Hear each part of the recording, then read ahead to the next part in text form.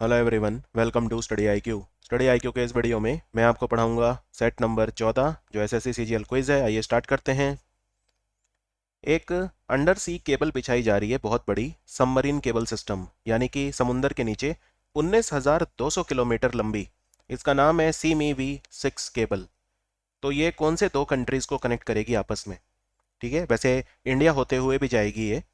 तो सी मी वी 6 इतनी बड़ी केबल है, इससे बहुत फास्ट इंटरनेट आएगा, बहुत फास्ट कनेक्टिविटी होगी। ये कौन से दो कंट्रीज को कनेक्ट करेगी? सबसे कम उम्र के शतरंज के खिलाड़ी कौन हैं जिन्होंने वर्ल्ड चैंपियन मैग्नस कार्लसन को हराया? भारत के हैं, तो बहुत बड़ी बात है कि वर्ल्ड चैंपियन को एक गेम में हराया। वर्ल्ड चैंपियन नहीं बने ये, लेकिन वर्ल्ड चैंपियन को हराना कोई छोटी बात नहीं है, चाहे किसी भी टूर्नामेंट में हराओ। तो कौन है वो खिलाड़ी भारत का? कौन से कंट्री का नेवल एयर डिफेंस सिस्टम है सी डोम?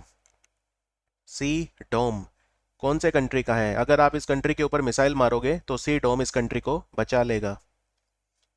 कौन से राज्य ने भारत का पहला night navigation mobile app launch करा है फेरी सर्विसेज के लिए? अगर आप नदी में नाव चलाते हो या जहाज चलाते हो तो ये नाइट नेविगेशन मोबाइल ऐप है, ये आपको रास्ता रात में बताता रहेगा। भारत की जो सरकार है उसने लोन लिया है वर्ल्ड बैंक से कर्नाटक और उड़ीसा में एक प्रोजेक्ट के लिए। ये प्रोजेक्ट का नाम क्या है? कर्नाटक और उड़ीसा, टोटल लोन है $115 मिलियन। इस प्रोजेक्ट का नाम क्या है जिसके लिए लोन मिला है कर्नाटक और उड़ीसा को वर्ल्ड बैंक से? लिखिए आंसर।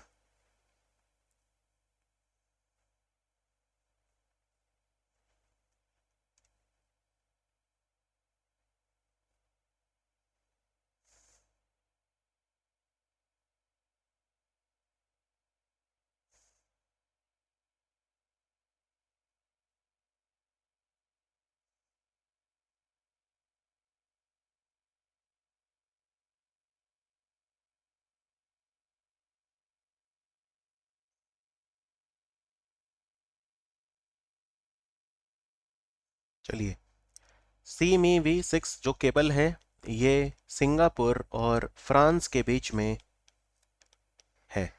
ये शुरू होगी फ्रांस से और ख़त्म होगी सिंगापुर पे।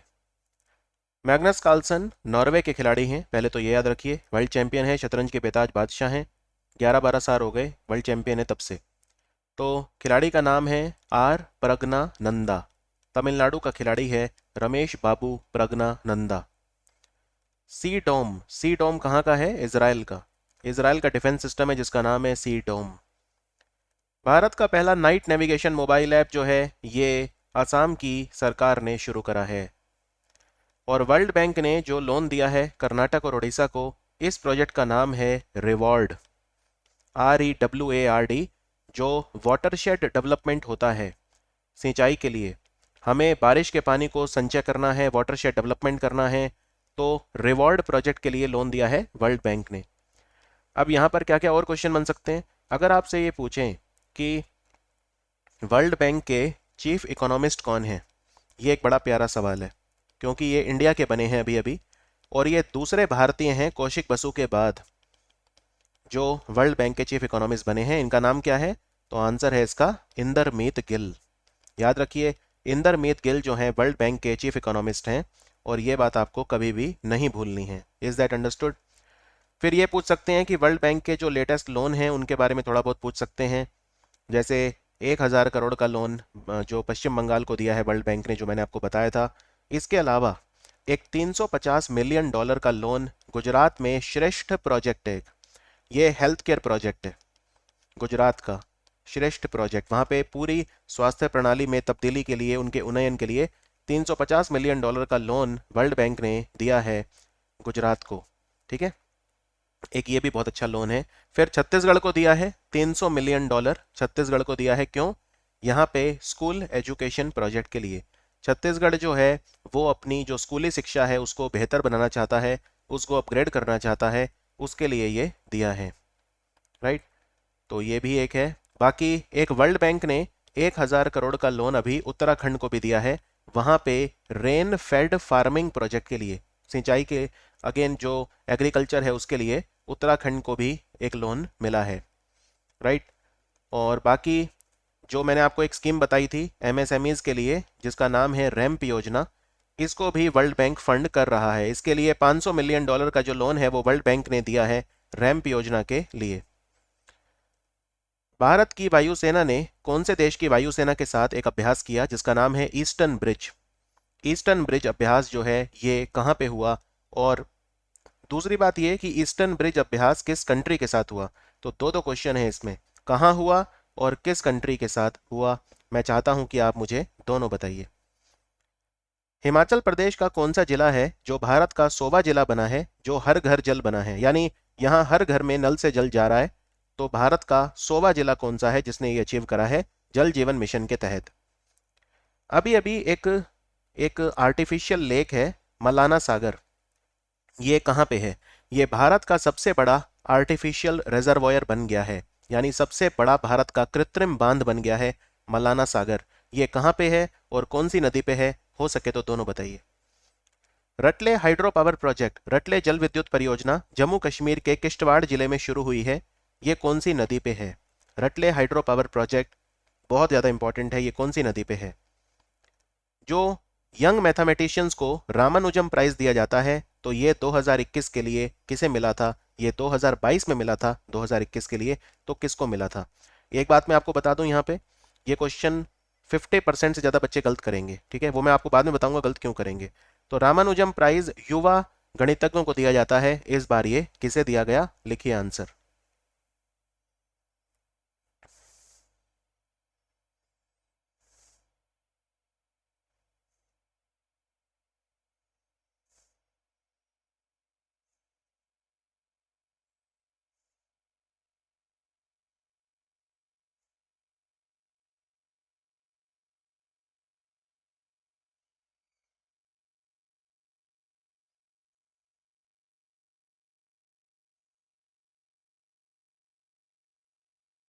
चलिए देखते हैं। ये जो भारत की वायुसेना है इसने इसने ओमान की वायुसेना के साथ किया ईस्टर्न ब्रिज। तो ये भारत और ओमान के बीच में होता है। कहाँ पे किया? ये जोधपुर में किया, राजस्थान के जोधपुर में किया। और ओमान के साथ आपको बता दूं एक और अभ्यास है जो भारत ने किया है जिसका नाम है अल नजाहा। अल नजाहा। और ये अल नजाहा कहाँ पे हुआ था? ये चौथी बार हुआ था, और ये हुआ था महाजन फील्ड फायरिंग रेंज बीकानेर में। महाजन फील्ड फायरिंग रेंज बीकानेर। और आपको ये भी बता दूं जोधपुर में एक और अभ्यास हुआ है अभी अभी। तो हवाई अभ्यास जोधपुर में ही होते हैं, राजस्थान में ज़्यादातर।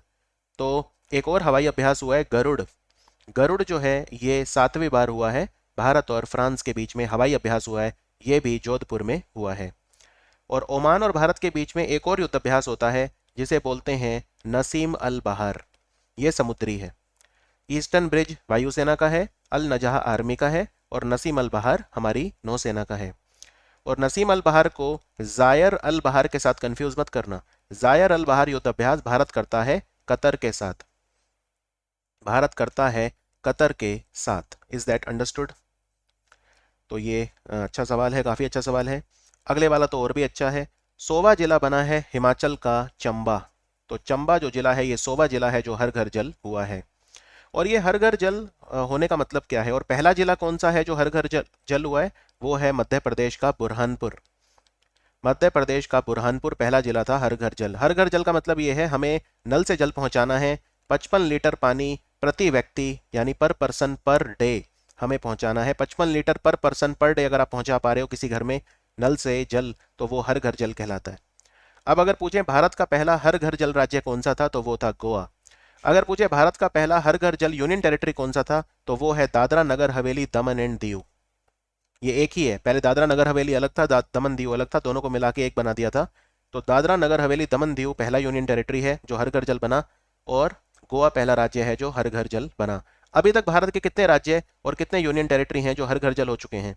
तो 4 राज्य हैं। गोवा बना था, फिर तेलंगाना बना था, फिर हरियाणा बना था, और अभी अभी बना है गुजरात। एक हफ्ते पहले गुजरात बना है। तो गुजरात भारत का चौथा राज्य है जो हर घर जल बना है। और यूनियन टेरिटरी 3 बन चुके हैं, दादरा नगर हवेली दमन दीव, पुदुचेरी और अंडमान निकोबार। तो 3 यूनियन टेरिटरी हर घर जल हो चुके हैं, यानी आप ये भी कह सकते हैं कि गुजरात भारत का 7वां राज्य या यूनियन टेरिटरी है जो हर घर जल बना है। समझ में आ गया? और ये हर घर जल योजना कौन सा मंत्रालय चलाता है? जल शक्ति मंत्रालय चलाता है। जल शक्ति मंत्री हैं गजेंद्र सिंह शेखावत और इनकी कॉन्स्टिट्यूएंसी है जोधपुर। मलाना सागर बांध गोदावरी नदी पे ये बना है और ये तेलंगाना का प्रोजेक्ट है, तो आंसर है तेलंगाना। ये भारत का सबसे बड़ा कृत्रिम बांध बना है। रटले हाइड्रो पावर प्रोजेक्ट ये चेनाब नदी पे है किश्तवाड़ जिले में। और ये क्वेश्चन गलत क्यों करेंगे, उसका रीजन है। रीजन ये है कि दो अवार्ड होते हैं और दोनों जो हैं बहुत ही ज्यादा मिलते जुलते हैं। एक का नाम होता है शस्त्र रामानुजम अवार्ड, ये अलग है, और सिर्फ रामानुजम प्राइज अलग है। अब दोनों में फर्क क्या है आप कहेंगे, देखो फर्क तो है ही। पहले तो आप ये समझो कि शस्त्र रामानुजम अवार्ड कौन देता है, इसे एक इंस्टीट्यूट है जो देता है जिसका नाम है शस्त्र। और ये अभी अभी मिला है 2022 के लिए एक चाइना की प्रोफेसर हैं जिनका नाम है युंगकिंग टांग।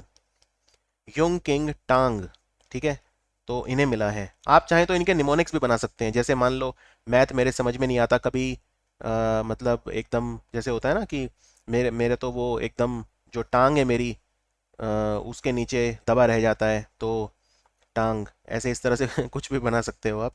आपका अपना दिमाग अपनी कहानी है, लेकिन कहानी मत भूल जाना एग्जाम में।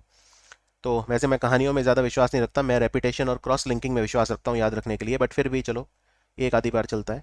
शस्त्र रामानुजम अवार्ड किसे मिला है, चाइना की प्रोफेसर युंगकिंग टांग को मिला है। तो ये तो अलग है क्योंकि इसे शस्त्र इंस्टीट्यूट देता है जो भारत के तमिलनाडु में एक इंस्टीट्यूट है। वैसे श्रीनिवास रामानुजम का जन्मदिन हम 22 दिसंबर को राष्ट्रीय गणित दिवस के रूप में मनाते हैं और वो तमिलनाडु से थे, ठीक है।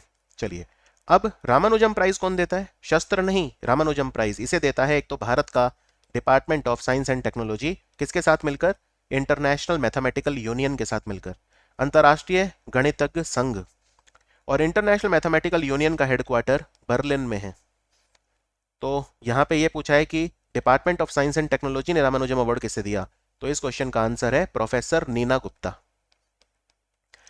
प्रोफेसर नीना गुप्ता ये इंडियन स्टैटिस्टिकल इंस्टीट्यूट यानी भारतीय सांख्यिकी संस्थान कोलकाता में प्रोफेसर हैं, तो ये ध्यान रखिए। चलिए आगे बढ़ते हैं। जन भागीदारी एम्पावरमेंट नाम का पोर्टल भारत के किस राज्य या यूनियन टेरिटरी में लॉन्च किया गया। जन भागीदारी एम्पावरमेंट, जिससे जो लोग हैं उनकी हम भागीदारी सुनिश्चित कर सकें गवर्नेंस में।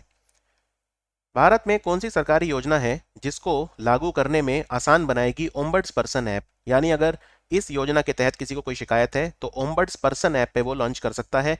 इस ऐप को लॉन्च किया हमारे ग्रामीण विकास मंत्री गिरिराज सिंह ने। गिरिराज सिंह बिहार में बेगूसराय से लोकसभा सांसद हैं। अभी अभी किताब लिखी गई है द ग्रेट टेक गेम, बहुत बहुत प्यारी किताब है, बहुत फेमस किताब है। ये किताब ये बताती है कि टेक्नोलॉजी को आप आइसोलेशन में मत देखिए, टेक्नोलॉजी का इस्तेमाल स्ट्रेटेजिकली भी किया जाता है कंट्रीज के द्वारा, रणनीतिक कूटनीतिक तौर पर किया जाता है, लड़ाई के लिए किया जाता है। जैसे आपने देखा स्विफ्ट टेक्नोलॉजी जिससे पैसों का आदान प्रदान होता है, रशिया को इससे बाहर निकाल दिया। क्यों, क्योंकि रशिया ने यूक्रेन पे अटैक कर दिया। तो टेक्नोलॉजी का इस्तेमाल जो है वो जियो पॉलिटिक्स के लिए किया जाता है। तो ये किताब किसने लिखी है। भारत ने कौन से कंट्री से ये बहुत ही ताकतवर लड़ाकू विमान खरीदे हैं, इनका नाम है P8I। P8I maritime petrol aircraft, ये हमने किससे खरीदे हैं। और भारत ने पहला आईआईटी जो भारत के बाहर बनाया है वो कहां पे बनाया है। आईआईटी इतने लोकप्रिय हैं कि दूसरे कंट्री भी भारत से कह रहे हैं कि हमारे यहां भी खोल दो, तो भारत ने खोल दिया है, लेकिन कहां पे खोला है पहला आईआईटी भारत के बाहर। तो ये इनके आंसर लिखिए फटाफट।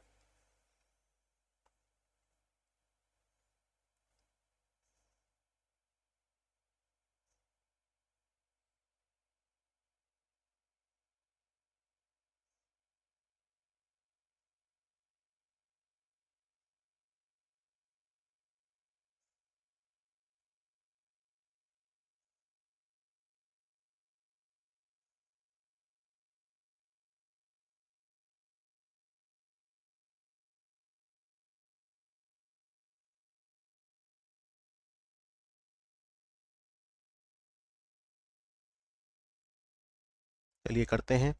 जन भागीदारी एम्पावरमेंट पोर्टल जम्मू कश्मीर का है। ओम्बड्स पर्सन ऐप मनरेगा के लिए है, ठीक है। मनरेगा योजना जो है इसमें 100 दिन का काम आपको मिलता है, एक साल में गारंटेड मिलता है 100 दिन का। ग्रेट टेक गेम लिखी है अनिरुद्ध सूरी ने, इनका नाम है अनिरुद्ध सूरी। P8I हमने अमेरिका से खरीदा है, अमेरिका की कंपनी बोइंग ने इसे बनाया है। और एक अमेरिका से हमने MH-60R भी खरीदे हैं जिनको रोमियो हेलीकॉप्टर बोलते हैं, इसे अमेरिका की कंपनी लॉकहीड मार्टिन ने बनाया है। आईआईटी हमने खोला है पहला यूएई में, संयुक्त अरब अमीरात में। और हमारे आखिरी 5 सवाल इस वीडियो के। सर्बानंद सोनोवाल हमारे बंदरगाह जहाजरानी और जलमार्ग मंत्री हैं। इन्होंने भारत का पहला ड्रेजिंग म्यूजियम खोला है जिसका नाम है निकर्षण सदन। कहाँ पे? ड्रेजिंग मतलब क्या होता है? जब आप पानी से मिट्टी निकालते हो तो उसका नाम होता है ड्रेजिंग। कई बार क्या होता है, पानी थोड़ा उथला होता है, उतना गहरा नहीं होता, तो जहाज फंस सकते हैं, तो थोड़ी सी मिट्टी विट्टी निकाल के उसको थोड़ा सा ऐसा बना दिया जाता है जिससे जहाज फंसे ना, उसको ड्रेजिंग कहा जाता है। तो ड्रेजिंग म्यूजियम निकर्षण सदन कहाँ पे खुला है? ये भारत का पहला ड्रेजिंग म्यूजियम है। भारत ने एक अभ्यास करवाया मिलन, इसमें बहुत सारे कंट्रीज ने भाग लिया। ये कहाँ पे हुआ था? मिलन हमारी नेवी ने युद्ध अभ्यास करवाया, कहाँ पे हुआ था? यूक्रेन में जो भारतीय फंस गए थे उनको यूक्रेन से वापस लाने के लिए कौन सा ऑपरेशन भारत सरकार ने चलाया था? बहुत सारे बच्चे मेडिकल कॉलेज की पढ़ाई, मेडिकल कॉलेजेस में थे, एमबीबीएस कर रहे थे यूक्रेन से, उनको वापस लाने के लिए जो मिशन चलाया उसका नाम क्या है? अंतर्राष्ट्रीय बौद्धिक संपदा सूचकांक यानी इंटरनेशनल इंटेलेक्चुअल प्रॉपर्टी इंडेक्स में भारत की रैंक क्या थी? और नंबर 1 कंट्री कौन सा था ये भी बताइए। आयुष्मान भारत डिजिटल मिशन भारत सरकार ने शुरू करा है 5 साल के लिए। आयुष्मान भारत डिजिटल मिशन में हर पेशेंट को आभा नंबर दिया जाएगा। ठीक है, आभा नंबर दिया जाएगा, जिससे आप डॉक्टर को जब बताएंगे ना आप आभा नंबर, तो डॉक्टर आपका नंबर जैसे ही मशीन में डालेगा आपका सारा मेडिकल रिकॉर्ड वगैरह सब डॉक्टर को पता चल जाएंगे। और आभा नंबर जो है ये 14 अंकों का है, यानी कि 14 डिजिट नंबर है ये भी नहीं भूलना है। कितने अंकों का है आभा नंबर? अब सवाल ये है, आयुष्मान भारत डिजिटल मिशन को कौन लागू करेगा भारत में? किसको ये अधिकार दिया है कि वो इंप्लीमेंटिंग एजेंसी यानी लागू करने वाली इकाई होगी आयुष्मान भारत डिजिटल मिशन को?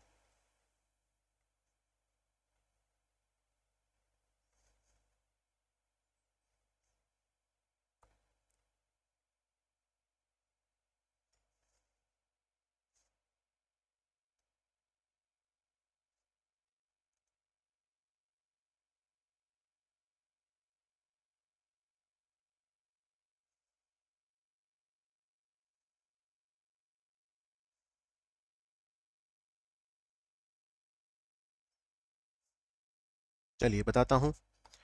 देखो, निकर्षण सदन खुला है विशाखापट्टनम। मिलन युद्ध अभ्यास भी हुआ था विशाखापट्टनम। दोनों का आंसर विशाखापट्टनम है। और विशाखापट्टनम में भारत और जापान के बीच जिमेक्स युद्ध अभ्यास भी अभी भी हुआ है। ये समुद्री युद्ध अभ्यास है जिमेक्स, ये भी यहीं पे हुआ है। यूक्रेन से वापस लाने के लिए ऑपरेशन चलाया था जिसका नाम है ऑपरेशन गंगा। ऑपरेशन गंगा। अंतर्राष्ट्रीय बौद्धिक संपदा सूचकांक में हमारी रैंक है 43। Is that understood? क्या रैंक है हमारी? हमारी रैंक है 43, 43, 55 देशों में। और ये इंडेक्स किसने दिया है? ये इंडेक्स दिया है US chamber of commerce. US chamber of commerce जो है उसके ग्लोबल इनोवेशन पॉलिसी सेंटर ने ये दिया है। और नंबर 1 कंट्री इसमें है अमेरिका।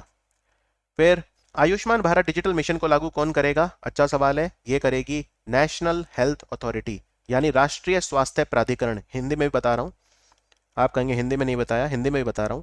राष्ट्रीय स्वास्थ्य प्राधिकरण यानी नेशनल हेल्थ अथॉरिटी लागू करेगी आयुष्मान भारत डिजिटल मिशन को। यह था हमारा सेट नंबर 14।